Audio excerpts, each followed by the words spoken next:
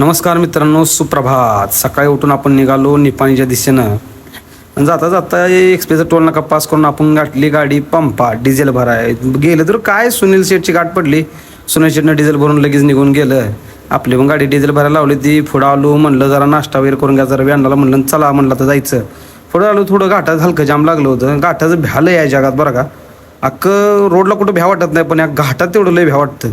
पुढं आलो, हलकं जाम होतं आपलं. आलो तर चाललो होतं पुढं मोकळा रोड गावाला म्हणलं.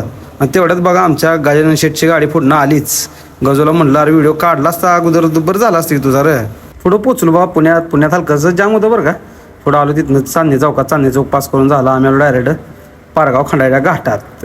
रवी अण्णा कसं दिसते बघा, एक नंबर गाडी पण एक नंबर आणि रवी अण्णा पण आमचा एक नंबर. पुढं बघा घाटात नजारा भारी वाटत होता.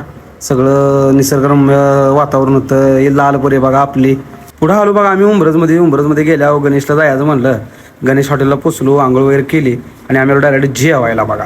जेवायला मस्तपैकी घेतली होती शेंगभाजी, एक नंबर लागत होती. रवी अण्णा का सुट्टी देत नव्हता, कारण रातभर जेवलो होतो आम्ही. असं द्या म्हणलं. हे गाड्या काढल्या डायरेक्ट आम्ही आता टोल नाक्यावर आलो. पुढं टोल नाका पास केला आणि चाललो होतो पुढं हळूहळू रनिंग कमी करायचं म्हणलं. हे आलो बघा आम्ही आता कराडात काय ब्रिजचं काम चालू आहे. जाम लय लागतं बरं का, पण आमचं नशीब तसं चांगलं बरं का. जाम काय एवढं लागत नाही. हे क्रेनवाला सारखं मध्ये येत होतं आणि तेवढ्यात पोलिसाचे सायरन वाजला. आम्हाला वाटलं ॲम्ब्युलन्स आहे, त्याला जागा दिली आणि पुढं आलो आम्ही. किनीच्या टोल नाक्या आलो. नंतर आपलं साहित्य जेवणाचं वगैरे घेतलं होतं आम्ही अगोदरच बरं का. की आलो निपाणीच्या घाटात बघतो तर काय कोणीतरी आग लावली होती. काय लागा गरीब जीवाला मारते ती माणसं. काय आलो पुढं पार्टी दारात. आता रोड पार झाला आहे बरं का आपल्याला. पहिल्या ट्रिपला म्हटलं होतं नाही जायचं, पण काय आपली तर काय म्हणते ती लई मस्ती. जाऊ द्या म्हणलं. आपण चिकन आणलं तर चिकन बनवायला घेतलं बघा. मस्त रवी अण्णा इकडे लसूण वगैरे सोलून दिलं आपल्याला. कांदा मिदा भाजून घेतला, चिकन टाकलं बघा. मस्तपैकी शिजून झालं. आळणीचा थोडा रस्सा पिऊन पण काढला आणि आपलं ठरलं अचानक सुक्कं करायचं. मग काय सुक्कं कराय, आपण एक नंबर माणूस आहे. हा नाद नाही. सुक्कं मस्तपैकी ग्रेव्ही केलं बघा. ह्या कसं चमचमीत दिसतंय बघा. पुढे इंद्रायणी राईस आणला होता, एक कट बघा कसा आलाय. झालं आमचं फायनल जेवायची सोय बघा. जेवायला काय रवी अण्णा बघा नसतं कसं करतंय एक नंबर. आपण चिकन शिजताना टाकलं होतं लसूण गाड्यानं गच खाल्लं.